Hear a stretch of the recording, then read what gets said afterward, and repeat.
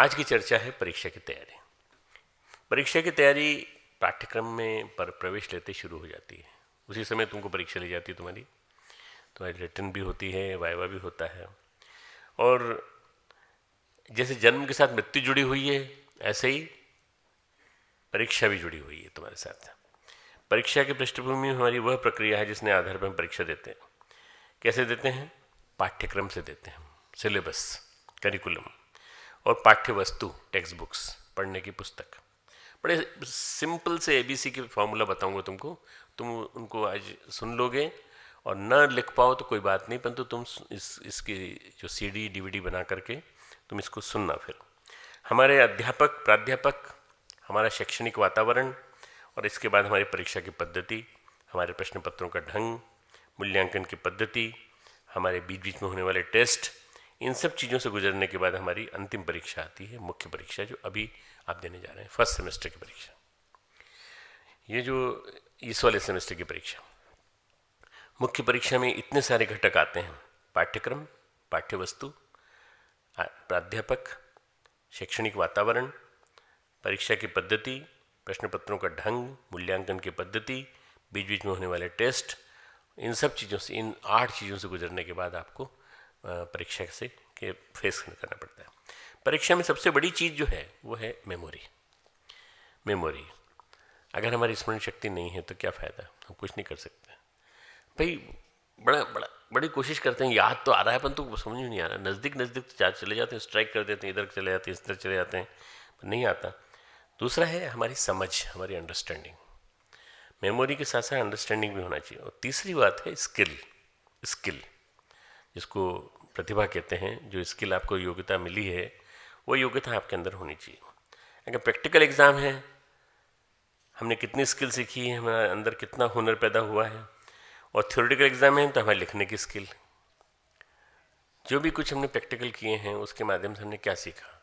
दूसरा, लिखते समय जब आप लिखेंगे, लिखने में आपने क्या सीखा, लिखने की स्किल। इसके बाद आता है हमारी physical strength and mental strength. मैं कुछ चीज़ें बता रहा हूँ, टूल्स जिनके थ्रू आप आगे बढ़ते हैं।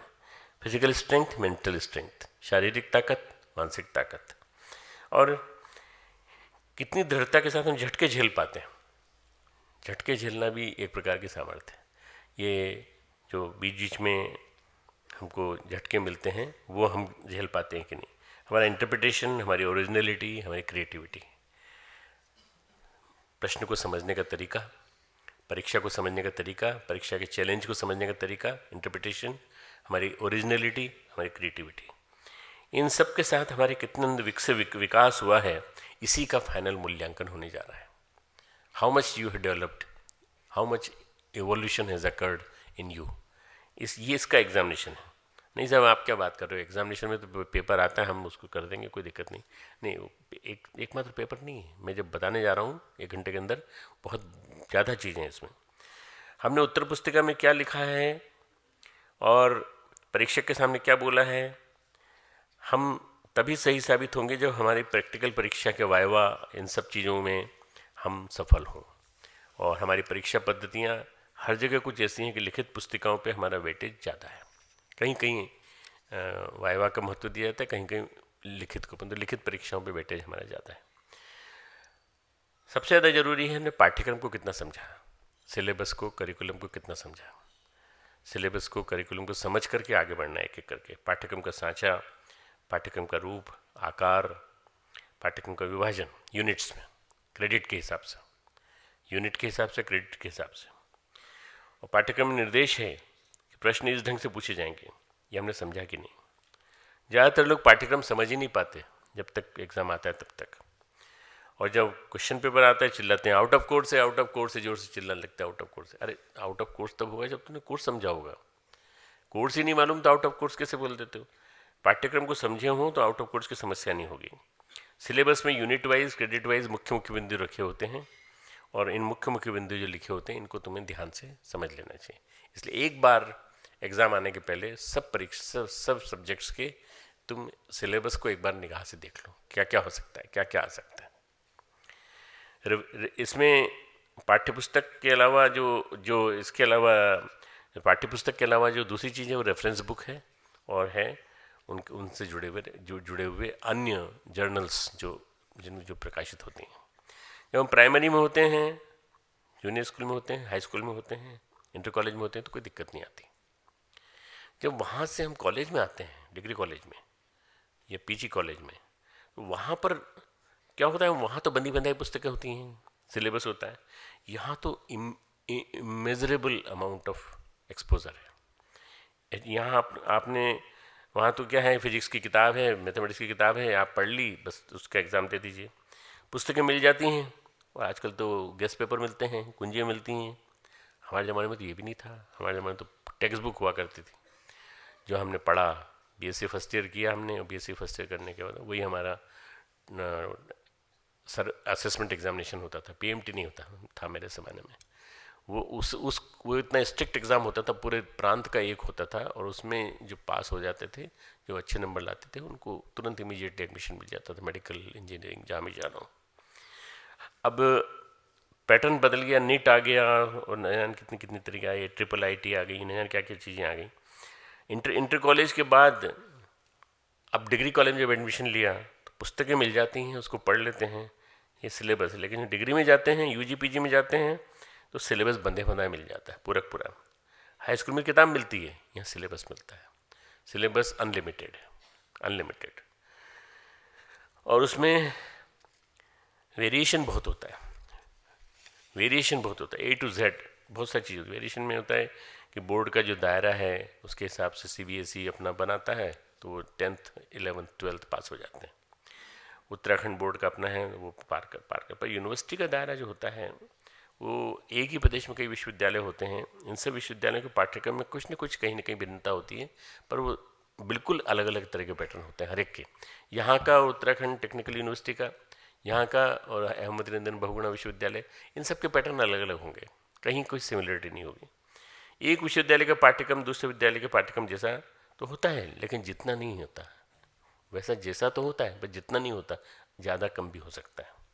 थोड़ी भिन्नता, थोड़ी उसकी विशेषता अलग अलग होती है। कहीं भी किसी भी विश्वविद्यालय में एग्जाम दें, पाठ्यक्रम में भिन्नता होती है।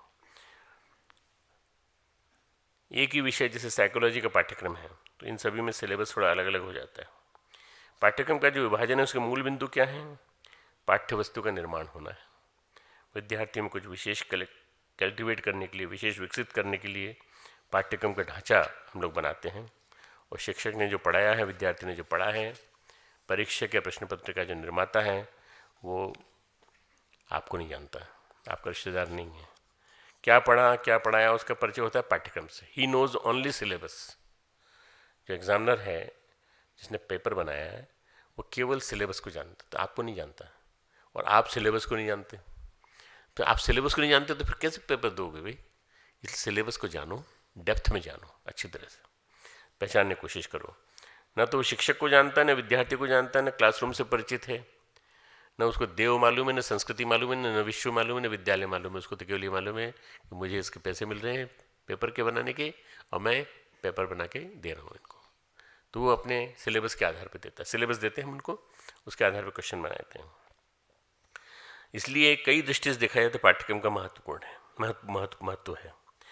इसलिए पाठ्यक्रम को महत्व देने के लिए तुमको अभी से पाठ्यक्रम को पढ़ना पड़ेगा, सिलेबस को पढ़ना पड़ेगा। समझने कई स्रोत होते हैं। पहला काम है reference book. Reference book, library जाओ, रेफरेंस बुक्स देखो कि इनमें कौन कौन सी ऐसी रेफरेंस बुक्स हैं जो हमारे काम की हैं। संदर्भ पुस्तकें बड़ी स्टैंडर्ड की भी होती हैं। कई बार हमारे इंडियन ऑथर की होती हैं, कई बार वेस्टर्न ऑथर की भी होती हैं। वेस्टर्न ऑथर की बहुत टू द पॉइंट होती हैं कई बार, परंतु चूँकि हमारी देश की परिस्थितियों के हिसाब से नहीं लिखी जाती, इसलिए हमारे यहाँ कई बार अप्लाई नहीं होती। रेफरेंस बुक बहुत कॉम्पिटेंट होती हैं, बहुत प्रामाणिक, बहुत ही वजनदार होती हैं। मान लीजिए उदाहरण के लिए मनोविज्ञान में फ्रायड की व्याख्या है। फ्रायड ने अपने हिसाब से जो व्याख्या की है, उसे यहाँ का कोई जो लेखक है उसका अपने हिसाब से लिखेगा।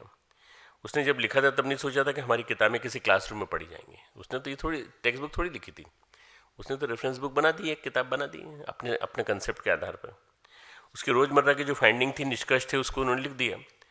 आप जो है अपने कंसेप्ट्स बनाएंगे से उसके आधार पर, किताब के आधार पर, रेफरेंस बुक के आधार पर कंसेप्ट बनाना चालू करो। कंसेप्ट बनाओ, कंसेप्ट लिखो, तैयारी करो। एकदम हम पढ़ना चाहते हैं अमुक व्यक्ति ने क्या कहा, तो उसकी लिखी किताब देखो, उसकी लिखी पुस्तक देखो और इन्फॉर्मेशन मिलेगी कि ये बात है, वास्तविक रूप में ये बात है। जैसे उदाहरण के लिए हिंदी, जयशंकर प्रसाद, उनकी कुछ कविताएं हैं, पंत जी की कुछ कविताएं हैं, सुमित्रानंद पंत की। तो हमारे पाठ्यक्रम में कई बार एमए के स्तर पर जयशंकर प्रसाद की बातें होती हैं, लेकिन हम जयशंकर प्रसाद को पढ़ना चाहते हैं, पूरा काव्य पढ़ना चाहते हैं, उनके पूरे साहित्य को पढ़ते हैं, उनका दृष्टिकोण देखते हैं, तब हमको समझ में आता है कि वो क्या हैं। तो हम पहले उसको, जितना हमको कोर्स दिया गया वो तो पढ़ें, पर उसके अलावा उनको भी समझने की भी कोशिश करेंगे आखिर कौन है ये लेखक। रेफरेंसेस जो होते हैं किसी भी संदर्भ में हो, जिस किसी भी ऑथर को पढ़ते हैं, चाहे हम बायोलॉजी पढ़ें, साइकोलॉजी पढ़ें, बायोलॉजी में साइटोलॉजी पढ़ते हैं, माइटोकॉन्ड्रिया पढ़ते हैं और गोल्गी एपेटस पढ़ते हैं, सब पढ़ते हैं, जिनने रिसर्च की है उनको पढ़ते हैं। तो रेफरेंसेस में हमको बहुत प्रामाणिक ढंग से चीज़ें, इन्फॉर्मेशन मिलती हैं। रेफरेंस बुक हमारी प्राइमरी रिसोर्सेज है। Reference book primary resources, text book उसकी असिस्टेंस में एक शूट भी बनाओ, रेफरेंस बुक। फिर उसके बाद सेकेंडरी रिसोर्सेज। सेकेंडरी रिसोर्सेज क्या हैं? सेकेंडरी रिसोर्सेज में रेफरेंस बुक के आधार पर लिखी गई टेक्स्ट बुक, और टेक्स्ट बुक में रेफरेंस को थोड़ा समझा करके डिटेल में किया जाता है। टेक्स्ट बुक जो होती हैं एक तरह से दुभाषी का काम करती हैं। दुभाषी मतलब कैसे? जैसे कोई आदमी कन्नड़ में बोल रहा है और एक आदमी खड़ा खड़ा उसको हिंदी में समझा रहा है। हम हमारे यहाँ आते हैं कन्नड़ लोगों के शिविर होते हैं, पर एक कोई ऐसा आता है जो कन्नड़ भी जानता है, हिंदी भी जानता है। इसी तरह से जो वहाँ उस किताब में लिखा है उसको समझाने वाला टेक्स्ट बुक उसको समझाती है, दुभाषी का काम करती है, ट्रांसलेशन का काम करती है, हमारे रेफरेंसेस को हमारे पाठ्यक्रम के हिसाब से बताती है, समझाती है। लेकिन उसमें टेक्स्ट बुक में बहुत सारी कंसेप्चुअल रियलिटी होती है, वो काफ़ी कुछ छूट जाती है। जैसे मान लीजिए साइकोलॉजी में हम पर्सनैलिटी पढ़ रहे हैं, साइकोलॉजी के स्टूडेंट्स हैं यहाँ पे सभी ना, पर्सनैलिटी को डिफरेंट थ्योरीज दी गई हैं इसकी। तो जो उन्होंने थ्योरी जिन्होंने लिखी उनकी बुक से जब पढ़ेंगे तो वो बड़ी एलेबोरेटेड होंगी, बहुत ज़्यादा विस्तार से होंगी और बड़े वाइडर स्पेक्ट्रम में आएंगी। परंतु जब हम अगर किसी दूसरे को पढ़ लें तो थ्योरी की पढ़ाई होगी, दिमाग में पिक्चर साफ नहीं होगा। इसलिए रेफरेंस बुक्स को पढ़ना जरूरी है टेक्स्ट बुक के साथ, तब जाकर कंप्लीट पिक्चर सामने आता है। टेक्स्ट बुक और रेफरेंस बुक दोनों पढ़ेंगे तब हमको समझ में आएगा। नहीं सर हमने तो कुछ क्वेश्चन सॉल्व कर लिए, ये क्वेश्चन आएंगे तो हम लिख देंगे, बाकी तो लिखने की जरूरत नहीं। ऐसा नहीं, अगर हम चीज़ों को बहुत क्लियर कट होकर पढ़ते हैं। कंसेप्चुअल क्लियरिटी का मतलब क्या होता है? कई आयाम होते हैं, कई कंसेप्ट होते हैं, एक कंसेप्ट से दूसरे के बीच संबंध होता है। एक बिंदु है, दूसरा बिंदु, उसके बीच में संबंध को समझो। जो पाठ्यक्रम होता है, कई चीज़ें होती हैं, कई बिंदु होते हैं, कई यूनिट्स होती हैं, इनका आपस में संबंध क्या है, इंटर रिलेशन क्या है, कोरिलेशंस क्या हैं दोनों के, कंसेप्ट्स जो हैं उनमें आपस में रिलेशनशिप क्या है दोनों की, वो समझने की कोशिश करो। दूसरी बात, कंसेप्ट के मल्टी डायमेंशंस होते हैं, उनको समझने की कोशिश करो। कई बार लोग इसको अवॉइड करते हैं, आता तो है, कोर्स में आता है, देखते हैं, अवॉइड करते हैं। एमए का एग्ज़ाम हो, एमएससी का एग्ज़ाम हो, खूबसूरती के साथ निकाल लेते हैं कई लोग, इस ढंग से निकाल लेते हैं कि अच्छे मार्क आते हैं। लेकिन हम देखते हैं कि एमएससी लेवल पर अच्छे मार्क्स पाने वाला आदमी जब नेट की परीक्षा में बैठता है तो फेल हो जाता है। क्यों फेल हो जाता है नेट की परीक्षा में? क्योंकि उसने कंसेप्ट्स को, कंसेप्चुअलाइजेशन को इंटर रिलेटेड करके नहीं पढ़ा।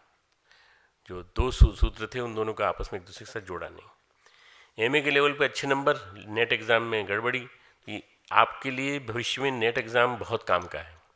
इवन पीसीएस के एग्ज़ाम जो होते हैं और आईएएस लेवल पे जो पूछे जाते हैं वहाँ भी गड़बड़ी हो जाती है। इसका कारण क्या है? हमारी समझ मल्टी डायमेंशनल नहीं है, हमारी समझ मल्टी डायमेंशनल होनी चाहिए। मल्टी डायमेंशनल, कई तरह के आयाम हमारे विकसित होना चाहिए। कई बार ऐसा होता है कि बीए के लेवल पे यूपीएससी क्लियर कर ले जाते हैं, आईएएस नहीं निकाल पाते हैं। तो पढ़ने में पहली चीज़ है पाठ्यक्रम में ओरिजिनल सोर्सेस, मौलिक चीज़ आपके पास है कि नहीं। दूसरी चीज़ है सेकेंडरी सोर्सेज, और तीसरे कंसेप्ट्स का अपडेटेड होना। आज की तारीख में, इस 2016 में ये कंसेप्ट्स कहाँ तक चल रहे हैं, किस स्थिति में आ गए हैं, कोई नई थ्योरी आई है क्या, कोई आया क्या कंसेप्ट, उसको ऐड करना उसके साथ। कंसेप्ट अपडेट कैसे होते हैं? लेटेस्ट वर्जन से, लेटेस्ट इन्फॉर्मेशन, चाहे इंटरनेट पे हो या रिसर्च मैगजीन हो, दो ही सोर्सेज हैं, इंटरनेट और रिसर्च मैगजीन। इन दोनों को देखो, इन दोनों के माध्यम से तुमको जो भी कुछ उसमें पाना है, नई फाइंडिंग्स, नई रिसर्चेज, उनको पढ़ना चाहिए। शिक्षक जो पुराने हैं, जो प्रोफेसर्स हैं, उनके पास बड़ा अनुभव होता है अलग अलग परीक्षाओं से गुजरने का, परीक्षार्थियों से गुजरने का। उन्होंने कई विद्यार्थियों की पीढ़ियाँ देखी हैं। मैं जिस मेडिकल कॉलेज में पढ़ा, उस मेडिकल कॉलेज में बड़े बड़े अनुभवी डॉक्टर थे, बड़े अनुभवी डॉक्टर। अच्छी प्रैक्टिस उनकी है, लाखों रुपए की प्रैक्टिस, परंतु सबसे बढ़िया क्या थे, वो अच्छे टीचर थे और अच्छे अभिभावक थे। हम लोगों का ध्यान रखते थे बाकायदा। मैंने जिस मेडिकल कॉलेज में पढ़ा हूँ, उस मेडिकल कॉलेज में, वो मेडिकल कॉलेज नंबर 2 है। पहला नंबर का लखनऊ का सबसे पुराना कॉलेज है, नंबर 2, उसको उसके 150 साल मनाए गए अभी पिछले दिनों। ये MGM मेडिकल कॉलेज इंदौर, जहाँ से मैंने पढ़ाई की, वहाँ का जो एग्जामिनेशन सिस्टम था वो अलग था, टीचर्स थे बहुत अलग थे। अब चेंज हो गया, अब पिछले 30 साल में, 40 साल में। मुझे तो एडमिशन को ही 50 साल होने जा रहे हैं। जनवरी में एडमिशन को 67 में एडमिशन लिया था, 50 साल पूरे हो जाएंगे मेरे। मैं बता रहा हूँ तुमको कि किस तरह से पढ़ाते थे, नीचे से ऊपर तक सारी चीज़ें, पूरी ABC। और 5 घंटे लग जाए, 6 घंटे लग जाए, तो भी 1, 2 या 3 या 4, 5 स्टूडेंट्स के ऊपर ही कंसंट्रेट करके पढ़ाते थे। उसी को फिर हम पढ़ाते थे, MD के स्टूडेंट्स और MS के स्टूडेंट्स को पढ़ाते थे, और हम पढ़ाते थे तो हमारी प्रैक्टिस हो जाती थी। और फिर वही MD MS के स्टूडेंट्स अपने इंटर्न्स को और हाउस सर्जन को पढ़ाते थे। बड़ा बढ़िया सिस्टम, अपने साथियों के साथ पढ़ना और पढ़ाना, साथियों के साथ पढ़ना और पढ़ाना। पढ़ाते पढ़ाते तुमको अपने आप याद हो जाएगा। पढ़ाते हैं नहीं है हम लोग, बड़े कंजूसी करते हैं, अपना नॉलेज हम बांटेंगे नहीं। क्यों नहीं बांटोगे? बांटोगे तो मिलेगा ना आपको। मेहंदी पीसोगे तो हाथ अपने आप लाल हो जाएंगे, दूसरे के हाथ तो काम आएगी मेहंदी, अपने भी तुम्हारे हाथ लाल हो जाएंगे। इसलिए पढ़ाना चालू करो एक दूसरे के साथ। बात करते करते, गप मारने में तो तुम बहुत देर तक बैठ लेते हो, 2 घंटे, पर अगर क्लास ली जाए तो एक दूसरे के साथ बैठ के 8-10 लोग बैठ के ग्रुप डिस्कशंस करो। उन लोगों ने पीढ़ियाँ देखी विद्यार्थियों की। कई बार कई विषयों में प्रोफेसर से ज़्यादा इन्फॉर्मेशन विद्यार्थी लिखते हैं। क्या कारण है? जब हम पढ़ते थे तो शिक्षक जो है वो एक ही विषय तक सीमित था, यहाँ विद्यार्थी जो है वो कई विषयों तक सीमित है। तो जब तक विद्यार्थी रहेगा, जब तक फाइनल करके निकलेगा, तब तक वो मास्टर से ज़्यादा मास्टर हो जाएगा, टीचर से ज़्यादा ट्रेंड हो जाएगा। ये एक बहुत बड़ी क्वालिटी है। मास्टर्स का मतलब है उसको अपने विषय पर, अपने पाठ्यक्रम पर स्वामित्व का बोध है। Masters in art, masters in science, MA MSc। हम लोग masters, bachelor in medicine and bachelor of surgery, हम लोग बैचलर बनते थे। फिर उसके बाद हमने master of doctor of medicine की, जो कि मास्टर्स की डिग्री के बराबर मानी जाती है। विद्यार्थी और शिक्षक मिलकर पढ़ते हैं, दोनों एक दूसरे के साथ साझेदारी करते हैं। एक उपनिषद में सूक्त है, सहना भवतु सहनौ भुनक्तु सह वीर्यम करवावहै तेजस्विनावधीतमस्तु माँ विद्विषावहै। अब इसको ब्रेक करो, कैसे करें? सहना भवतु, दोनों एक दूसरे की रक्षा करो, शिक्षक और टीचर और स्टूडेंट एक दूसरे की रक्षा करो, स्टूडेंट और स्टूडेंट, सीनियर और जूनियर एक दूसरे की रक्षा करो। ऐसा नहीं कि परीक्षा में केवल विद्यार्थी की रक्षा होती है, शिक्षक की भी रक्षा होती है। कितना % रिजल्ट आया, कितने लोग पास हुए, कितने लोग फेल हुए, उससे टीचर की भी रेपुटेशन जुड़ी हुई है। इसलिए सहना भवतु सहनौ भुनक्तु, हम दोनों साथ साथ इस सुख को प्राप्त करें, साथ साथ इस सुख को प्राप्त करें। उनको भी सुख मिले, हमें भी सुख मिले। सह वीर्यम करवा वही, हमारा तेजस्व जो है, हमारी जो शक्ति है, वो हमारी एक साथ बढ़े, हमारा सामर्थ्य एक साथ बढ़े। तेजस्विनावधीतमस्तु, हमारी अध्ययन सामग्री तेजस्वी हो, प्रखर हो, हमारे अध्ययन सामग्री में सब कुछ इतना हो जो कॉम्प्रहेंसिव हो, प्रखर हो, प्रकाशित हो। माँ विद्विषा वही, हम दोनों एक दूसरे के साथ लड़ाई झगड़ा नहीं करें, टीचर और स्टूडेंट्स लड़ाई झगड़ा नहीं करना। माँ विद्विषा वही, किसी के साथ विद्वेष नहीं रखना है, आपसे प्यार से चलना है, तब जाकर के आप सफल हो पाएंगे। शिक्षकों और शिक्षक के बीच में संवाद बहुत ही गहन होना चाहिए। शिक्षकों और विद्यार्थी और शिक्षक के बीच में संवाद बड़ा गहन होना चाहिए, डायलॉग मेंटेन करना चाहिए टीचर्स में। अगर होता है तो प्राइमरी सोर्सेज, सेकेंडरी सोर्सेज और अपडेटेड सोर्सेज, मैं 3 सोर्सेज बता दूंगा, primary source, secondary source, updated source. Updated source मैंने कहा कि जर्नल्स के थ्रू और इंटरनेट के थ्रू। तेजस्विनावधीतमस्तु, अगर ऐसा होगा तो क्या होगा? हमारा अध्ययन, हमारी तैयारी तेजस्वी हो सकेगी। ऐसी पढ़ाई किस काम की? खूब रट लिया, संस्कृत में एक कहावत आती है, एक वो संस्कृत की सुभाषित आता है, न सतु भारवाही न तो चंदनस्य वेत्ता, सतु भारवाही न तो चंदनस्य वेत्ता।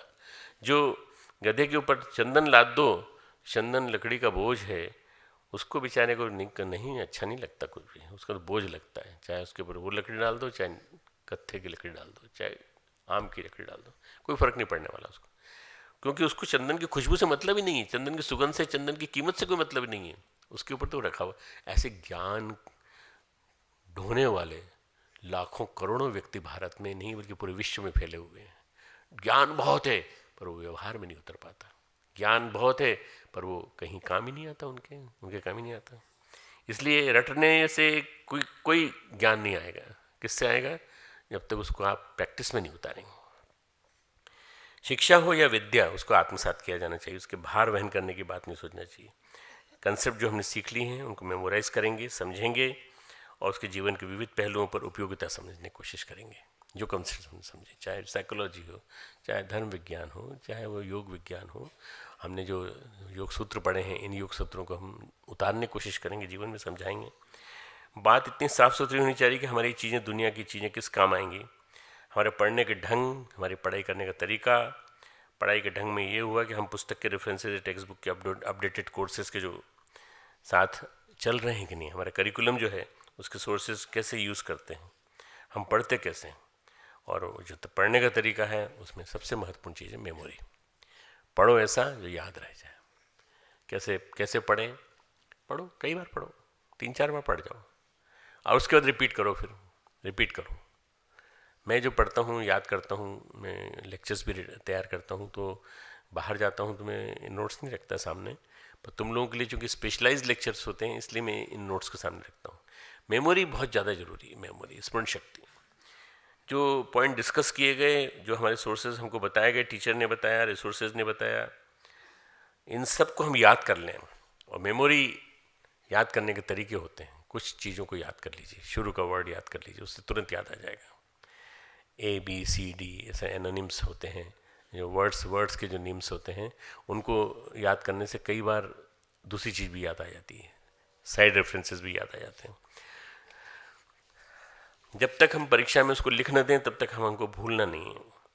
हमारी मेमोरी शार्प होने पर अंडरस्टैंडिंग शार्प नहीं होती। पढ़ने का जो ढंग होता है, पढ़ने का जो तरीका होता है, उसमें ये नहीं कहते मेमोरी नहीं होनी चाहिए, मेमोरी होनी चाहिए, लेकिन मेमोरी को के साथ लर्निंग भी होना चाहिए। मेमोरी प्लस लर्निंग, अंडरस्टैंडिंग, समझ। भाई मेमोरी अकेली किस काम की? मेरी जो चिन्मय की जो बिटियाँ हैं, ग्रैंड डॉटर, वो पूरा एक पन्ना पढ़ लेती है और रट लेती है अच्छी तरह से। मैंने कहा बेटा तेरे समझ में नहीं आया? फिर मैं उसको कहता हूँ बेटा देख मैंने कभी रट के नहीं पढ़ा, मैंने समझ के पढ़ा है। फिर मैं उसको समझाता हूँ, तो इसको समझ, इसको मैं तेरे को समझाता हूँ, एक पैराग्राफ समझाता हूँ, जितना मुझे टाइम मिलता है, आधा घंटा करीब मिल जाता है, मैं समझा देता हूँ। फिर उसके बाद वो कहती है अब तो याद हो गया बाबा, याद हो गया, पूरा याद हो गया। तो याद तब हुआ जब उसको लर्निंग के साथ समझा। तो memory with learning, memory with learning. एक समझ वो होती है जिसको थियोरेटिकल लर्निंग कहते हैं, पॉइंट वाइज हमने एक विषय पढ़ा। एक अंडरस्टैंडिंग वो होती है जो कि मात्र थियोरेटिकल नहीं होती, प्रैक्टिकल भी होती है, हमने उसको कैसे समझा। एक राजा के दरबार में एक राज ज्योतिषी हुआ करते थे, ज्योतिषी विद्या के बड़े मर्मे के विद्वान। उनका लड़का बेटा जो है उनका, वो राजा के पुरोहित थे। वो ज्योतिष सीख के आया, ज्योतिष सीखा तो लोगों ने सोचा, राजा ने सोचा कि भाई कुछ न कुछ तो इसको जरूर आता होगा। उन्होंने कहा भाई आप क्या कर सकते हैं? तो मैं आपकी सेवा करने आया हूँ, राज दरबार में मेरी ज़रूरत हो तो आप बताइए। बोले भाई हम पहले तुम्हें परीक्षा लेंगे, एंट्रेंस टेस्ट होगा तुम्हारा। राजपुरोहित ने कहा हम देने के लिए तैयार हैं। ज्योतिषी महाराज ने कहा ये आपका बेटा है, इसको आप नौकरी देंगे, समझ की परीक्षा है, हम आप ले लीजिए। मेमोरी तो थी, नॉलेज था, पर समझ नहीं थी। उन्होंने कहा कि राजा ने ऐसा यूँ घुमा करके कोई चीज़ उठाई और अपने पास रख ली। बोले आप ये बताइए हमारे हाथ में क्या है? आपको जो विद्या पढ़ के आए हैं उसका नाम है, उसको वो जो पढ़ाई है वो देवज्ञ ज्ञान है, देवी ज्ञान है। हमारे हाथ में बताइए क्या है?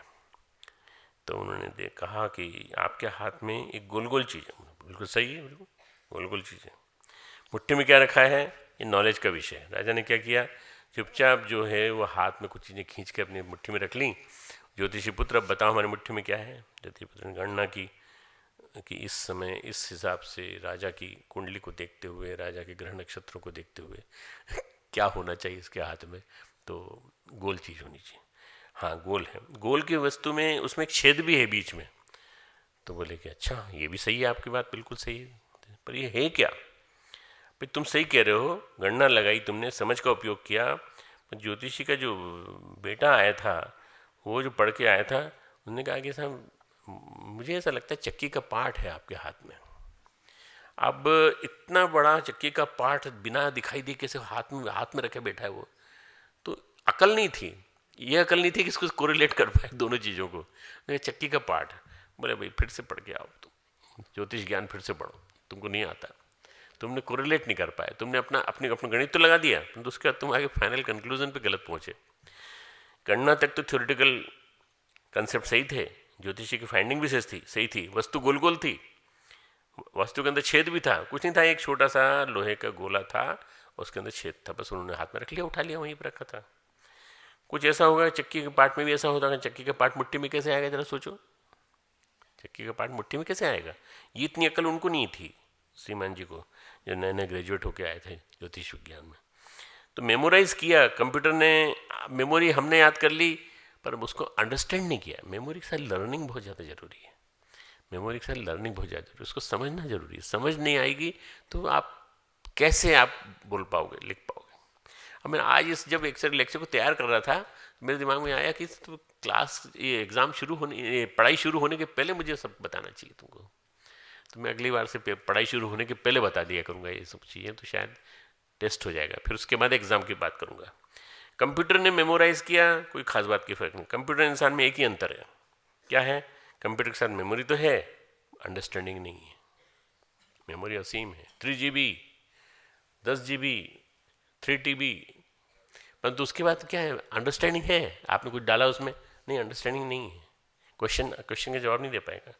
मेमोरी तो हमसे कई गुना ज़्यादा है कंप्यूटर की, पर हमारी मेमोरी में सबसे ज़्यादा जुड़ा हुआ है लॉजिक, अंडरस्टैंडिंग, समझ, और इस समझ की वजह से हम लोग जवाब दे पाते हैं। हमें किताब मुश्किल से याद कर सकते हैं, लेकिन कंप्यूटर तो कई किताबें रखता है। मेरे पास ये जो छोटा सा मेरा है, ये जो आईफोन, इस आईफोन में करीब करीब कुछ नहीं तो लगभग 150 किताबें हैं इसके साथ। इसमें किंडल है, किंडल में गुरुदेव का पूरा साहित्य है, सब कुछ है। तो इसके अंदर इतनी मेमोरी है कि कुछ भी पढ़ सकते हैं। ये क्या है, मैं इसको डाउनलोड कर सकता हूँ, मैं पढ़ सकता हूँ, लेकिन कंप्यूटर कुछ नहीं कर सकता है। कंप्यूटर से बोले भाई साहब आप ही बता दीजिए, जवाब दे दीजिए, नहीं देगा, वो नहीं दे पाएगा। आईफोन जवाब नहीं देगा, मैं जवाब दूंगा, क्योंकि मैंने पढ़ा है। तो मेमोरी पावर है, लेकिन कंप्यूटर समझ नहीं सकता, हम समझ सकते हैं। लर्निंग एंड अंडरस्टैंडिंग, मेमोरी के साथ लर्निंग एंड अंडरस्टैंडिंग दोनों बहुत इंपॉर्टेंट है। और उसके साथ एक चौथी चीज़ और चाहिए, लर्निंग अंडरस्टैंडिंग के साथ मेमोरी, लर्निंग, अंडरस्टैंडिंग, चौथी चीज़ है skill development. With each process, each week, each month you should start learning skill, नई स्किल डेवलप करो, नई स्किल डेवलप करो। जब तक स्किल डेवलप नहीं होगी तो हम क्या होगा, हम अधूरे ज्ञान वाले रह जाएंगे, अधूरे ज्ञान रहेगा। जब कंसेप्ट हमारे दिमाग में क्लियर होते हैं, मेमोरी शार्प होती है, अंडरस्टैंडिंग होती है, जब हमारे दिमाग में कंसेप्ट क्लियर है, मेमोरी शार्प है और अंडरस्टैंडिंग हो रही है, तो मेमोरी और अंडरस्टैंडिंग मिलकर के उनके आपस के रिएक्शन होने से तीसरी चीज़ डेवलप करते हैं। उस तीसरी चीज़ का नाम है ओरिजिनलिटी। जो दो चीज़ मैंने बताई ना आपको, मेमोरी और अंडरस्टैंडिंग, ये दोनों मिल जाते हैं तो उसके बाद तीसरी चीज़ निकलती है ओरिजिनलिटी, मौलिकता। हम उसमें कोई नया जोड़ते हैं, हमारा इंटरप्रिटेशन, हम उस चीज़ की व्याख्या करते हैं। कई बार मैं तुम लोगों की कॉपीज़ निकलवाता हूँ, देखता हूँ, पढ़ता हूँ किस किस की कॉपी में क्या क्या लिखा है, तो एक ही क्वेश्चन के आंसर एक लड़की ने अलग ढंग के लिखे हैं, एक लड़के ने अलग ढंग के लिखे हैं। आंसर्स में ओरिजिनलिटी जुड़ जाती है आपकी, आपने उसको कैसे इंटरप्रेट किया, किस प्रकार आप चीज़ की व्याख्या करते हैं। क्योंकि जब प्रश्न पेपर आता है तो उसमें 3 व्यक्तियों की परीक्षाएं जुड़ी होती हैं, 3 व्यक्तियों के एग्जाम्स होते हैं एक साथ। नंबर 1 पाठ्यक्रम का पेपर सेटर, पेपर जिसने सेट किया उसका। नंबर 2 विद्यार्थी, और नंबर 3 वो जो श्रीमान जी हैं पेपर सेट करने वाले, वो उनकी पर्सनैलिटी कैसी है, वो किस तरह से कर रहे हैं उसको पेपर सेट कर रहे हैं।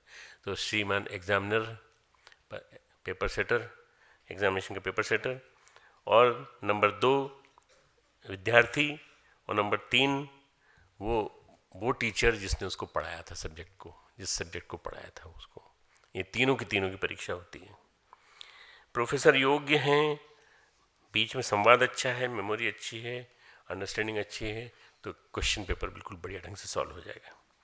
अगर अंडरस्टैंडिंग अच्छी है और हम पेपर सेटर के सवाल को समझ सकते हैं, तो उसका उदाहरण ऐसे समझ लो जैसे क्रिकेट के मैदान में बैटिंग चल रही है, गेंद पर बैट मार देना आसान नहीं है, रन बना लेना बड़ी बात नहीं है। बात तब होती है जब गेंद हाथ से छूटती है, तो किस तरह से छूटी हाथ से, जिस तरह से हाथ से छूटी उसको बैट्समैन देख लेता है, उस हिसाब से अपना एक्शन बना लेता है, और देखते ही वो छक्का लगेगा कि 1 रन बनेगा कि आउट होगा, ये पता लग जाता है बॉलर को भी, अंपायर को भी, और जो उसके पास खड़े रहते हैं कैप्टन सहित और भी, वो समझ जाते हैं। इस पे जो एक एग्जाम्पल दिया मैंने कि ये जो चीज़ हैं ये सब के सब अंडरस्टैंडिंग डेवलप होने के बाद होती है। प्रश्न को समझने के बाद लिखने की बारी आती है। हमने लिखा, हम कैसे लिखते हैं, सीधी सादी सपाट ढंग से याद की गई चीज़ों को घिसे पिटे पैटर्न में लिख देना, ये तो सारे लोग कर देते हैं। पर हमारे पास सोर्सेज हैं, इंफॉर्मेशन है, हमने चीज़ों को तैयार करके रखा है, तो हम यदि चीज़ों को लिख देते हैं, और लिखने के साथ साथ हमने डिस्क्रिप्टिव क्वेश्चन है, हम 5, 7, 8 पेज भी लिख देते हैं, कोई दिक्कत नहीं। उसी पर 10 नंबर का सवाल है, उसी पर नंबर मिलते हैं 5, उसी पर 1 को नंबर मिलते हैं 3, उसी पर 1 को मिलते हैं 6, उसी पर 1 को मिलते हैं 10/10। क्यों मिलते हैं? अंडरस्टैंडिंग डीपर थी, एक्सप्रेशन पावर था, एक्सप्रेशन पावर होने के कारण लिख सके, और लीजिबल हैंड राइटिंग थी, समझने लायक हैंड राइटिंग थी, पढ़ने लायक हैंड राइटिंग थी। बहुत कुछ फर्क पड़ता है इससे। लिखा कैसा है इस पर भी निर्भर करता है। जो प्रश्न पूछा गया है, जिस ढंग से पूछा गया, हमने उसकी शुरुआत किस ढंग से की है।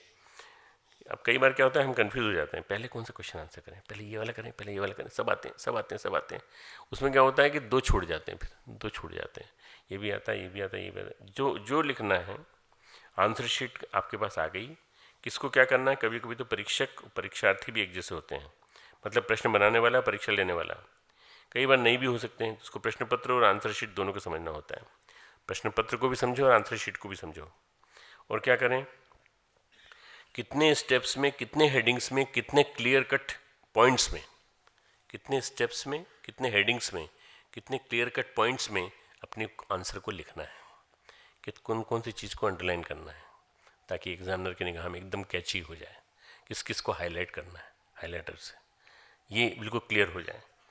ये बात जो है इंटरप्रिटेशन के साथ अगर आपने डील की है, शार्प डिस्कशन के साथ, तो ये बात समझ में आ जाती है एग्जामिनर को।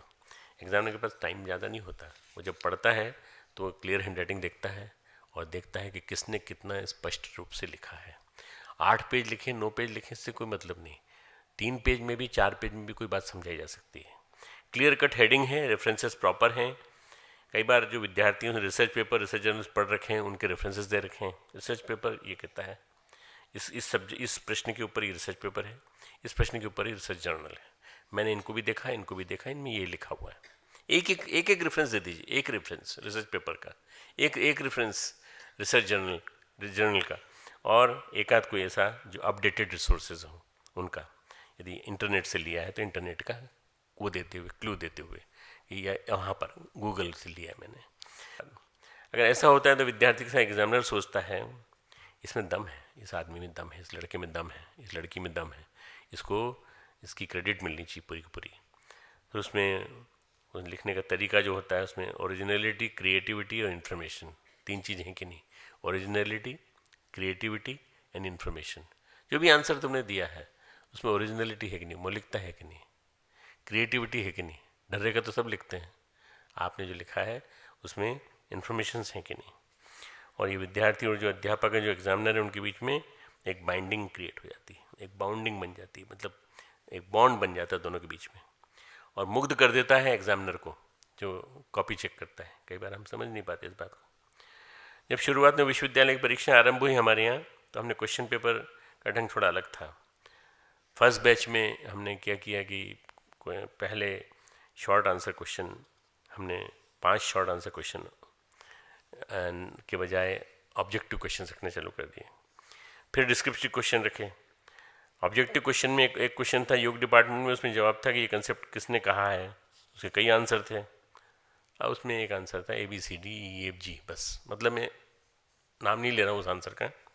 एक विद्यार्थी ने जवाब दिया कि उस पर ये निशान लगा दिया, ये ठीक है। ये बाद में उसको लगा कि मैं सही हूँ कि नहीं, उसकी मेमोरी टेस्ट हुई, समझ की टेस्ट हुई, और उसके बाद जवाब देने का ढंग जो था उसने टिक लगा दिया। एग्जामिनर ने सोचा कि विचित्र सा है नाम, न मेमोरी, न अंडरस्टैंडिंग, न ओरिजिनलिटी, न creativity. Short answer, descriptive answer में कम से कम सारी चीज़ें विद्यार्थी को की जान ली जाती हैं। Short answers and descriptive answer, 2 तरह के आंसर्स होते हैं। शॉर्ट आंसर में आपकी कैपेबिलिटी जांच ली जाती है, आप उनको जरूर करिए, सॉल्व करिए पूरा उनको ठीक से। तैयारी करने के लिए जो हमने पढ़ा है, जो सोचा है, जो विचार किया है, जो सीखा है, एक साथ में उन सब की परीक्षा देनी होती है। हमारे पास कुछ पॉइंट्स होना चाहिए, कुछ शॉर्ट पॉइंट्स जिनको डिस्कस किया जा सके। कुछ नोट्स तो डिटेल नोट्स होंगे, और हमारे पास कुछ लाइनें होनी चाहिए जिसमें कुछ खास खास बातों को एलेबोरेट किया जाए। 5 पेज हो जाएगा, 5 पेज। कुछ लाइनें कोटेशंस होना चाहिए, कुछ कोट्स हो सकते हैं हमारे पास। कुछ खास खास बातों को एलेबोरेट किया जाए, 5 बिंदुओं को। ये पॉइंट इस संबंध में मैं 5 बिंदु देना चाहता हूँ, 1 2 3 4 5, तो 5 बिंदु दे दीजिए, हाईलाइट कर दीजिए। परीक्षा देने में एक महत्वपूर्ण चीज़ होती है इन सब चीज़ों के साथ, वो होती है एग्जामिनेशन स्ट्रेस, जो हर व्यक्ति के अंदर होती है। एग्जामिनेशन स्ट्रेस कोई नई बात नहीं है, सिंस एग्जामिनेशन स्टार्टेड ये स्ट्रेस चली आ रही है। स्ट्रेस और डिस्ट्रेस, यू स्ट्रेस और डिस्ट्रेस दोनों ज़रूरी इसलिए है, यू स्ट्रेस इसलिए ज़रूरी है कि इससे अवेयरनेस रहती है, जागरूकता रहती है। अगर डिस्ट्रेस होगी तो आप गड़बड़ा जाएंगे, इसलिए यू स्ट्रेस थोड़ी सी होना चाहिए। थोड़ा भी स्ट्रेस नहीं है, अगर आदमी मस्त मोला है तो आराम से सोएगा, 6 महीने बाद एग्ज़ाम देंगे, कोई फ़र्क नहीं पड़ता। फिर से जो आया है लिख देंगे, ठीक है, परीक्षा दे देंगे। बॉडी में पेन मैकेनिज्म है, दर्द नेचर ने दिया है। क्या शरीर में दर्द होना चाहिए? हमें कहीं चोट लगी, दर्द होना चाहिए, ये एक नेचर ने गिफ्ट दिया हमको। जो मच्छर ने काटा तो हमको दर्द हुआ, इसके बाद हमने वहाँ पे हाथ लगाया, मच्छर भाग गया, उसके बाद फिर हमको कहीं चोट लगी, ये भी मैकेनिज़्म है एक पूरा। स्ट्रेस भी एक मैकेनिज़्म है, बॉडी को अलर्ट करने का, जागरूक बनाने का, मन को एकाग्र बनाने का एक मैकेनिज़्म है। दर्द होता है तभी हम चिकित्सा करते हैं, और नेचर ने दर्द की व्यवस्था करी है स्ट्रेस के रूप में। दर्द, स्ट्रेस जो है ये उपयोगी है, stress spice of the life है। स्ट्रेस नहीं होगी तो आप आंसर नहीं दे पाओगे एग्ज़ाम में, इसलिए स्ट्रेस होना ज़रूरी है। नेचर का दिया हुआ एक बहुत बड़ा गिफ्ट है, पर तनाव बड़ा नहीं होना चाहिए, छोटे छोटे स्तर का होना चाहिए, ज़्यादा तनाव नहीं होना चाहिए। हमारे अंदर होश तो होना चाहिए, लेकिन विक्षिप्तता नहीं आनी चाहिए। डिलीरियम में नहीं चले जाएं बहुत बुरी तरह से कि मानसिक वजन बढ़ रहा है हमारा, ये हो रहा है। तनाव तो होना चाहिए, लेकिन थोड़ा तनाव ज़रूरी है। इससे क्या होता है, अवेयरनेस पैदा हो जाती है, जागरूकता पैदा हो जाती है। जागरूकता रहेगी तनाव की वजह से, तो आप टाइम लिमिट में, आपके सामने घड़ी है, अपनी घड़ी देख रहे हैं बार बार, क्वेश्चन पूरे 3 घंटे के अंदर पूरे कर लेंगे। हमारे यहाँ तो हम आधा घंटा और देते ना आप लोगों को चेक करने के लिए, देते हैं कि नहीं वैसे? हाफ एन आवर एक्स्ट्रा देते ना, 3 hours plus half an hour. अच्छा, मैं देखता हूँ बेटा, पैटर्न को चेक करता हूँ, मुझे पिछली याद है। हम एक शब्द को याद रखें, stress coping behaviour. Stress coping behaviour, सामंजस्य स्थापित करने का, तालमेल का व्यवहार हमारे अंदर विकसित हो। स्ट्रेस का सामना करने वाला व्यवहार। जब अपने को अवेयर नहीं कर पाते, कॉम्पिटेंट नहीं हो पाते, तो हमारा स्ट्रेस कोपिंग बिहेवियर डेवलप नहीं होता है। तनाव से लड़ने की शक्ति पैदा करो अपने अंदर। तनाव जीवन भर रहेगा, आखिरी समय तक रहेगा। कभी भी जब तुम पैदा हुए थे, जब तुम्हारा जन्म हुआ था, तब तुम तनाव के साथ पैदा हुए थे। जब तुम बाहर आए तब तुम चिल्लाए जोर से, रोए। क्यों रोए बताओ? ताकि तुम्हारे बॉडी के सारे ऑर्गन्स सिस्टमेटिक हो जाएं। अगर नहीं रोते तो फिर तुम्हारी पीठ पे थपथपी मारी जाती है, सिक्रीशंस निकाले जाते हैं, क्योंकि फिर ब्रेन डेड हो जाती है, ऑक्सीजन नहीं पहुंचती ऊपर। तो the man is born with stress and man dies with stress. जीवन भर स्ट्रेस तो रहेगी थोड़ी थोड़ी, इसलिए स्ट्रेस से डरने की जरूरत नहीं है। स्ट्रेस का सामना करने वाला व्यक्ति स्ट्रेस कोपिंग बिहेवियर डेवलप कर लेता है, लेकिन स्ट्रेस हमारे अंदर एक फियर कॉम्प्लेक्स नहीं पैदा करनी चाहिए, फोबिक कंडीशन पैदा करे, ये ठीक नहीं है। फियर एंड फोबिया स्ट्रेस की वजह से नहीं होना चाहिए। एग्जामिनेशन स्ट्रेस होती है, एग्जामिनेशन के बोल वही याद कर, वही आ जाए जो याद करिए, याद किया वही आ जाए जो याद किया, ये स्ट्रेस है। पर ये स्ट्रेस जो है गलत दिशा में जा रही है। मन ही मन में शांत रहो, अंदर बिल्कुल बी कूल काम क्वाइट एंड चालू कर दो। भय का संचार नहीं होना चाहिए, जागृति का संचार होना चाहिए। भय का संचार होना ठीक नहीं है। भय को स्वामी विवेकानंद ने कहा था, माँ भई माँ भई माँ भई, भय मत करो भय मत करो। क्यों? भय से ज़्यादा बड़ा पाप कोई नहीं है। भय सबसे बड़ा पाप ही है, सबसे बड़ा पापी है। सबको नष्ट कर देता है, सारी सारी अंदर की एफिशिएंसी को नष्ट कर देता है। एग्जामिनेशन स्ट्रेस तो ठीक है, एग्जामिनेशन फियर ठीक नहीं है। फियर डर, एग्जामिनेशन का डर, उसकी वजह से कई बार हम एग्जाम में अपीयर ही नहीं होते। अरे हमें कुछ भी नहीं आता, कुछ भी नहीं आता। जाओ एग्जाम में बैठो तो सही, हो सकता है पेपर देखते क्वेश्चन देखते तुमको याद आ जाए। एग्जामिनेशन फोबिया ठीक नहीं है, एग्जामिनेशन स्ट्रेस ठीक है, पर फियर ठीक नहीं है। हमने जो कुछ भी किया है उसको सही ढंग से सोचना, सही तरीके से लगाना, उसके लिए महत्वपूर्ण होता है। एक चीज़ सबसे इंपॉर्टेंट चीज़ है इसके बाद एग्जामिनेशन में, during the examination and before the examination, time management, समय प्रबंधन। अगर आपका टाइम मैनेजमेंट नहीं है तो आपका क्वेश्चन छूट जाएंगे, फिर आप बहुत चिल्लाओगे बाहर आके जोर जोर से, टाइम कम दिया इन लोगों ने, टाइम कम दिया इन लोगों ने। टाइम मैनेजमेंट आपको करना आना चाहिए। टाइम मैनेजमेंट नहीं होगा तो स्ट्रेस मैनेजमेंट हो जाएगा, टाइम मैनेजमेंट नहीं है तो स्ट्रेस मैनेजमेंट नहीं होगा। टाइम मैनेजमेंट का मतलब ये नहीं है कि हमारे पास इतना समय है कि हम क्या क्या पढ़ें, क्या क्या ना पढ़ें। टाइम मैनेजमेंट का मतलब है हमारे पास कितना टाइम है और इसमें प्रायोरिटीज़ हमारी क्या है। टाइम मैनेजमेंट का सबसे पहला जो पार्ट है वो है डिसाइडिंग द प्रायोरिटीज़। कौन सा क्वेश्चन पहले करना है, कौन से क्वेश्चन को पहले सॉल्व करना है, कौन सी चीज़। मैं ये सारी जो बातें बता रहा हूँ ना, ये पूरी दुनिया में जितने लोग जी रहे हैं ना उन सबके लिए अच्छी हैं। भले एग्ज़ाम नहीं दे रहे हैं, पर जो जीवन का एग्ज़ाम दे रहे हैं उनके लिए भी ज़रूरी है। प्रायोरिटीज़ फिक्स करना ज़रूरी है। प्रायोरिटीज़ फिक्स कर लोगे तो पता चल जाएगा हमको क्या क्या करना है, किन किन चीज़ों की तैयारी की है, किन किन चीज़ों को छोड़ा जा सकता है, किस चीज़ को पकड़ा जा सकता है, किन चीज़ों पर ज़्यादा फोकस किया जाना चाहिए, किसको फोकस करके हम ज़्यादा ध्यान दें। टाइम के साथ, सिलेबस के साथ, पाठ्यक्रम के साथ एक प्राथमिकता और प्रायोरिटी, ये अगर हम सेट कर लें तो हमारे दिमाग में बिल्कुल स्पष्ट विचार आ जाएगा कि हमें क्या करना चाहिए। टाइम मैनेजमेंट के साथ बायोलॉजिकल क्लॉक जुड़ी हुई है। Biological clock, circadian rhythm. Biological clock ये है कि हमारी एक घड़ी हमारे अंदर भी है, वो भी चल रही है हमारे साथ साथ। परीक्षा में ज़्यादा नींद आती है, ज़्यादा थकान आती है, नींद आती है थकान आती है, उसके कारण क्या है मालूम है? तुम रात को सोए नहीं, तुमने ज़्यादा देर तक पढ़ाई की, एग्जामिनेशन के समय सो गए। जो जिस काम के लिए पढ़ रहे थे उस समय सो गए। इसलिए एग्जामिनेशन के दिन रात में बहुत ज़्यादा जगने की जरूरत नहीं है। उस दिन रात का पढ़ा हुआ कभी नहीं आता, रात का पढ़ा हुआ नहीं आता, रात का पढ़ा हुआ लिखने में भी नहीं आता। इसलिए थकान लगती है नींद के कारण, नींद के कारण थकान लगती है। थकान के दो पहलू हैं, एक नींद ना आने के कारण थकान, एक नींद ज़्यादा आने के कारण थकान। थके थके तो सो तो बहुत लिए लेकिन थकान नहीं मिट रही है। इसलिए हमारे गीताकार ने, योगेश्वर श्री कृष्ण ने लिखा है, युक्ताहार विहारस्य युक्त चेष्टस्य कर्मसु युक्त स्वप्नाबोधस्य योगो भवति दुःखा। दुख नाशक होता है योग। योग तुम्हारे जीवन में जीवन भर काम आएगा। आहार सही हो, विहार से जीवन शैली सही हो, निद्रा सही हो, प्रयत्न सही हो, प्रयास सही हो, ठीक ठीक, सम्यक, ठीक, कोई न ज़्यादा हो न कम हो, सही ढंग से शयन, सही ढंग से कर्म, सही ढंग से जागरण, सब सम्यक होना चाहिए। बायोलॉजिकल रिदम, नेचुरल रिदम दोनों सेट हो जानी चाहिए, हमारी तालमेल हो जाए। हमारी जीवन शैली, जीवनचर्या ठीक ठाक है तो कोई दिक्कत नहीं होगी।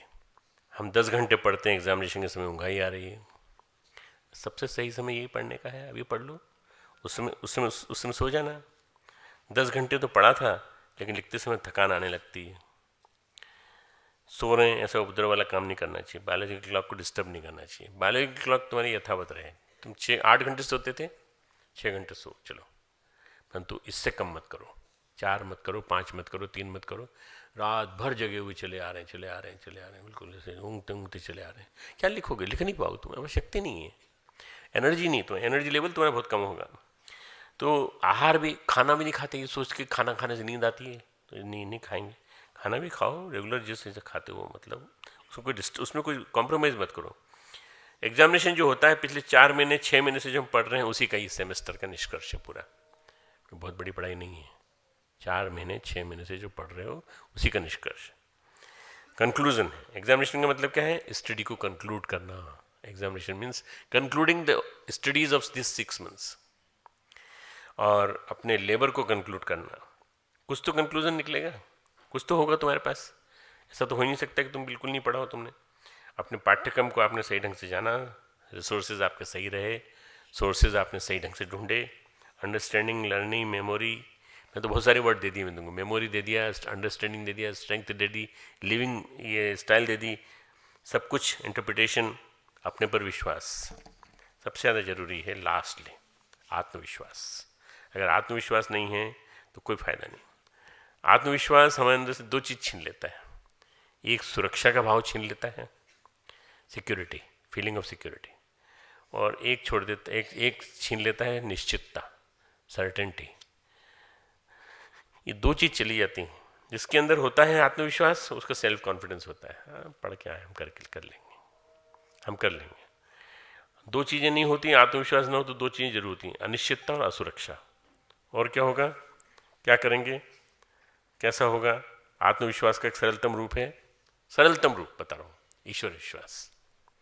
ईश्वर विश्वास के 3 लाभ हैं। 3 लाभ ईश्वर विश्वास करने से। पहला चीज़ ये है कि हम कहीं भी जाएंगे, हमारी सुरक्षा भगवान देख करेगा, कोई किसी सुरक्षा की व्यवस्था करने की जरूरत नहीं है।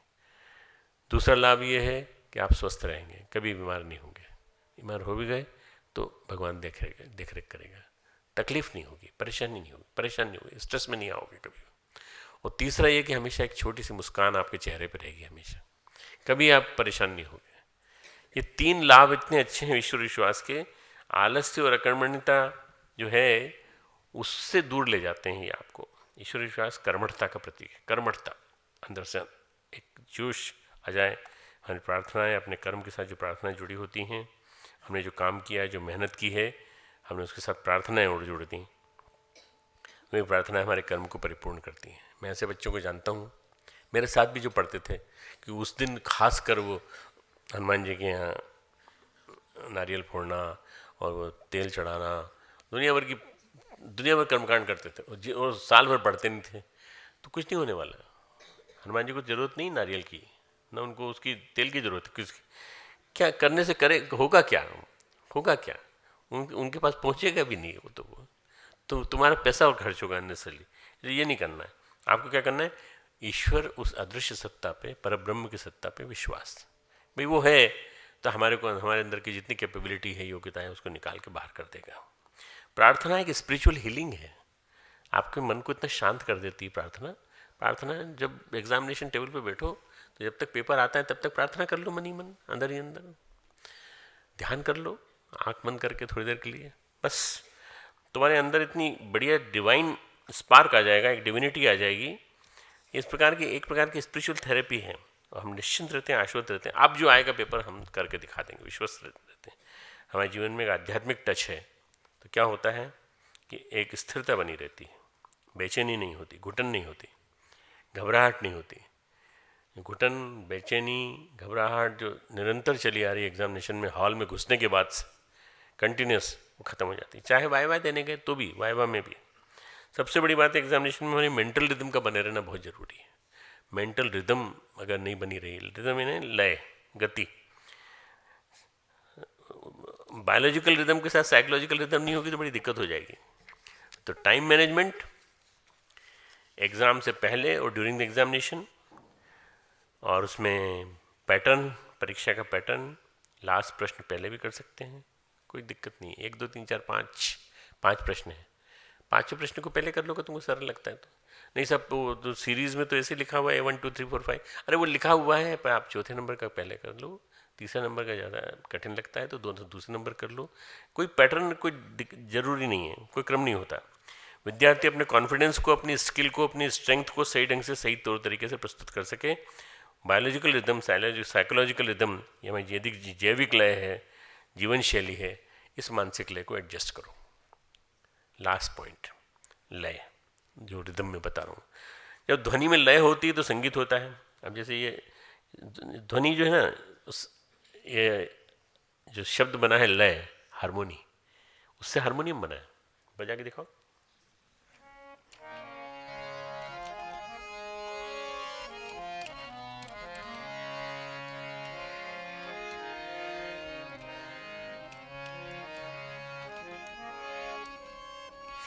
अगर यही हारमोनियम की ध्वनि के बीच में नहीं है, अगर ये लय में नहीं है तो शोर हो जाएगा। ध्वनि के बीच में कोई लय नहीं है तो शोर हो जाएगा, संगीत नहीं होगा। ध्वनि के बीच में लय है तो संगीत हो जाएगा, सुरीलापन आ जाएगा, स्वर आ जाएंगे। संगीत लय है तो संगीत हो जाएगा। इसलिए हमारे बायोलॉजिकल रिदम और साइकोलॉजिकल रिदम में तालमेल बैठना चाहिए। Biological rhythm and psychological rhythm should be in tune with each other. Lastly मैं बता रहा हूँ इनका पॉइंट्स तुमको जो बता रहा हूँ, सामंजस्य है अगर हमारे बीच में, हारमोनी है, तो हमारा जीवन, हमारे अंदर की क्षमता, जीवन का सौंदर्य, जीवन की सामर्थ्य असंख्य क्यों ना बढ़ जाती है। हमारा खान पान, रहन सहन, जीवन शैली, हल्का फुल्का खाना, हमारा मेंटल रिदम, गुरुदेव ने कहा है आधा पेट भरने के लिए खाओ। इस समय एग्ज़ाम के दिनों में ज़रूरी है, आधा पेट भरने के लिए खाओ, 1/4 हवा के लिए छोड़ दो, 1/4 पानी के लिए छोड़ दो, बस आधा पेट खाओ। कई बार क्या होता है कि हम पूरा खा लेते हैं, उसका अरे यार यहाँ तक भरा हुआ, अब मैं तो नहीं खाते बंद। यहाँ तक किसने खाने के लिए कहा था? रेगुलर रूटीन में भी यदि आप आधा पेट खाते हैं, मैं तुम्हारी जीजी के साथ रहता हूँ जिनको खिलाने में मास्टरी है, इतना ज़्यादा फोर्स करती उनके साथ जीना एक तरह से युद्ध करने के समान है। क्योंकि मुझे मालूम है कि मुझे कैसे कितना खाना है, मेरे को कितनी वो है। इस उम्र में आकर के यहाँ ये सीखना कि भाई और खा लो ताकत आएगी, कमजोरी हो जाएगी भाई, बहुत कमजोरी हो जाएगी। तो मैं समझता हूँ कि शायद ये जीन्स में होता होगा किसी के, कि खिलाना खिलाना खिलाना खिलाना, और खाना खाना खाना भी और खिलाना भी खिलाना दोनों काम करना। मैं सोचता हूँ कि इसमें अगर हल्का फुल्का हम खाएं और हमारा मेंटल रिदम और प्रार्थनाएं सब मिलकर के एक सौंदर्य पैदा करती हैं, जो इस सौंदर्य का नाम है जीवन जीने की कला, जीवन सौंदर्य। ये जीवन जीने की कला का सौंदर्य, एक हारमोनी। और हारमोनी जब होती है तो सुर निकलते चले जाते हैं, फिर हमारी बॉडी से सुर निकलते हैं। एग्जाम तो अभी है, आया है, फिर चला जाएगा, फिर अगली बार आएगा 6 महीने बाद, पर जीवन से सुर निकलना चाहिए, जीवन से सुर निकलना चाहिए।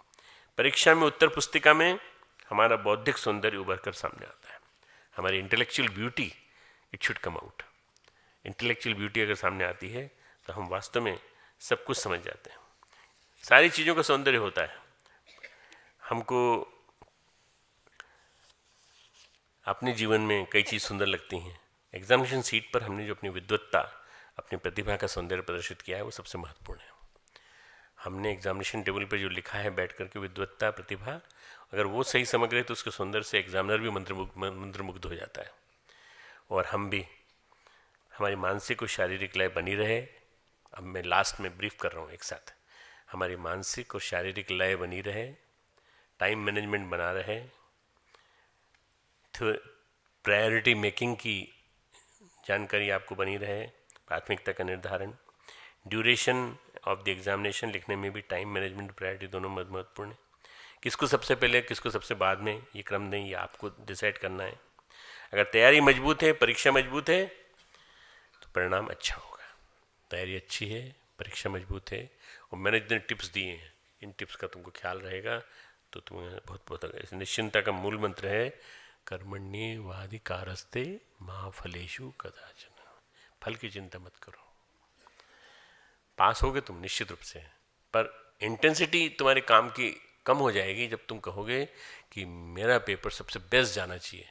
नहीं, आप ये मान के चलो सामने है उसको मैं पूरी प्रायोरिटी के साथ अच्छी तरह से पूरा करूँगा, बस। Intensity of the work should be very good, but intensity of action should not be suffered, उसको नहीं करना चाहिए। तो क्या हो जाता है, फल जुड़ जाता है, फल के प्रति आसक्ति जुड़ जाती है। आसक्ति मत जोड़ो, खूब जम के काम करो, परिणाम समय पर काल पर छोड़ दो, बस। खूब all the best for your examination सबको। चलो ध्यान करेंगे 5 मिनट का। शांत चित्त, शांत चित्त, कमर सीधी, दोनों हाथ गोद में, आंखें बंद।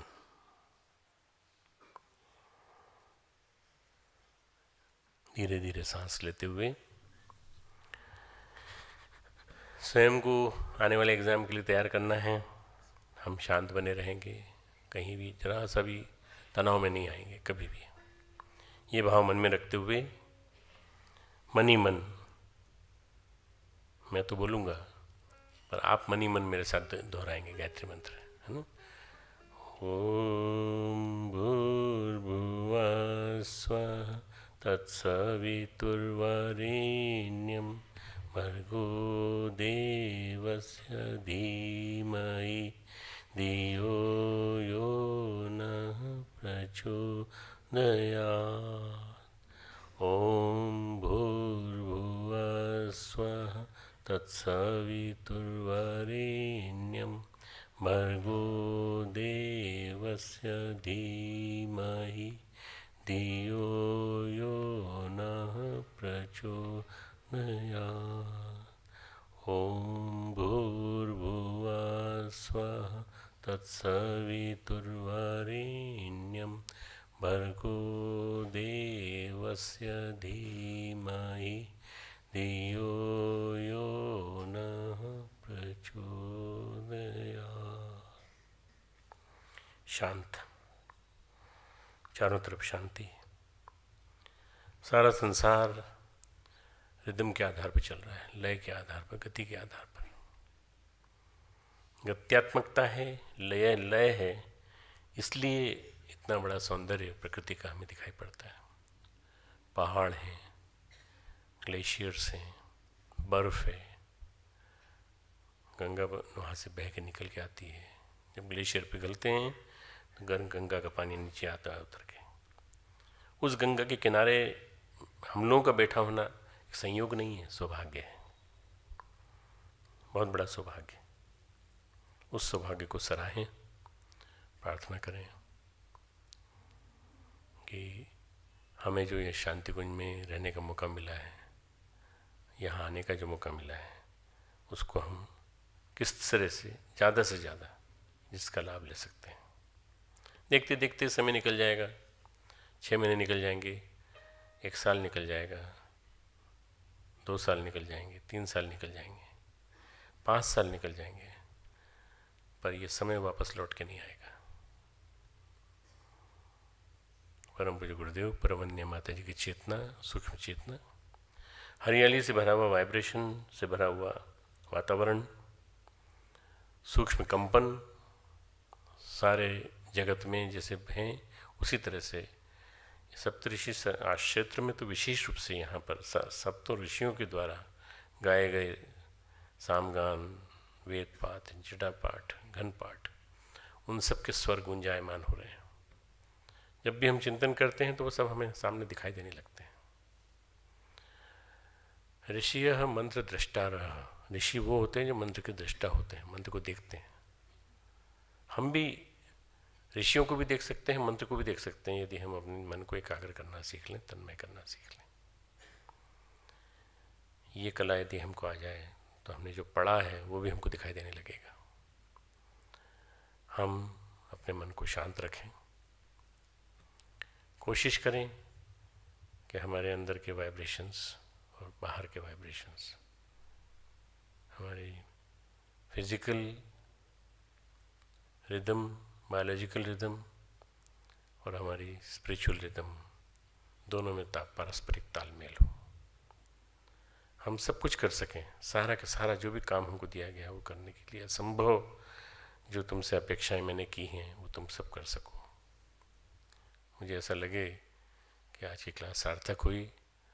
तुम सब compete करो फर्स्ट आने के लिए, तुम सब अच्छे से अच्छे मार्क्स लेके आओ। मार्क्स ना भी लेके आओ कोई बात नहीं, तुम ज्ञान अर्जन करो, ज्ञान को अपने जीवन में उतारो। ज्ञान का अर्जन अपने जीवन में करके यहाँ आने का पर्पस पूरा करो। ध्यान के माध्यम से, गुरु सत्ता से उन्हीं शक्तियों को आह्वान, जिनके माध्यम से तुम और श्रेष्ठतम और अच्छे और भी योग्य व्यक्ति बन सकते हो। मैं नहीं चाहता कि तुम स्टूडेंट के रूप में हमेशा यहाँ रहो। तुम यहाँ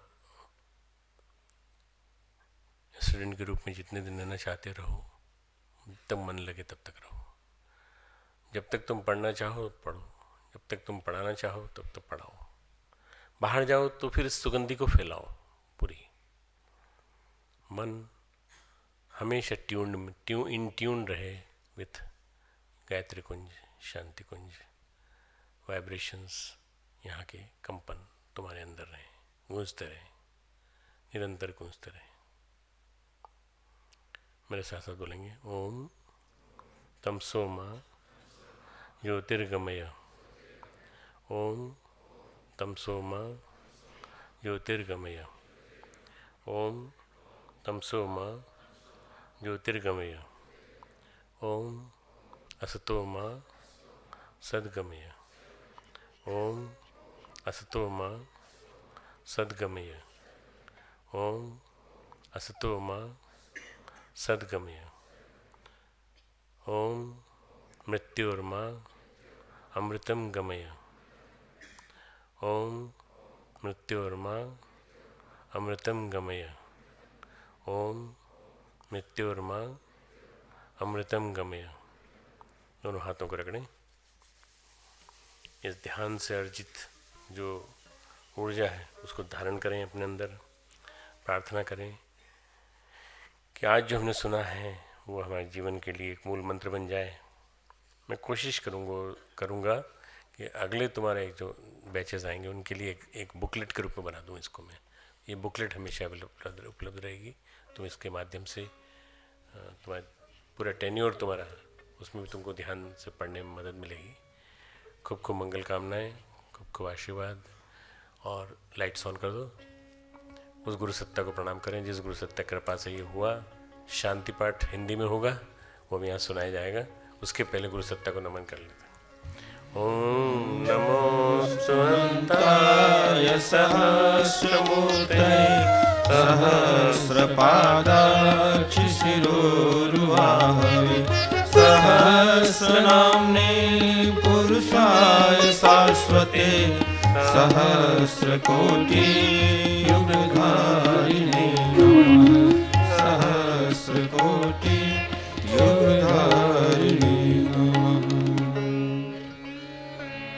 शांति कीजिए, शांति कीजिए, शांति कीजिए, शांति कीजिए। प्रभु त्रिभुवन में शांति कीजिए, प्रभु त्रिभुवन में शांति कीजिए, शांति कीजिए, शांति कीजिए। जल में, थल में और गगन में शांति कीजिए। अंतरिक्ष में, अग्नि पवन में शांति कीजिए। औषधि वनस्पति वन उपवन में शांति कीजिए। सकल विश्व के जड़ चेतन में शांति कीजिए, शांति कीजिए, शांति कीजिए। शांति विश्व निर्माण सृजन में शांति कीजिए। नगर ग्राम में और भवन में शांति कीजिए। जीव मात्र के तन में मन में शांति कीजिए। और जगत के हर कण कण में शांति कीजिए। शांति कीजिए। शांति कीजिए। प्रभु त्रिभुवन में शांति कीजिए। शांति कीजिए। शांति कीजिए। शांति कीजिए। शांति द्यौ शांति अंतरिक्षगुं शांति पृथिवी शांतिरापः शांतिरोषधयः शांति वनस्पतयः शांतिर्विश्वे देवाः शांति ब्रह्म शांति सर्वगुं शांति शांतिरेव शांति सामा शांतिरेधि। ओम शांति शांति शांति सर्वारिष्ट सुशांतिर्भवतु।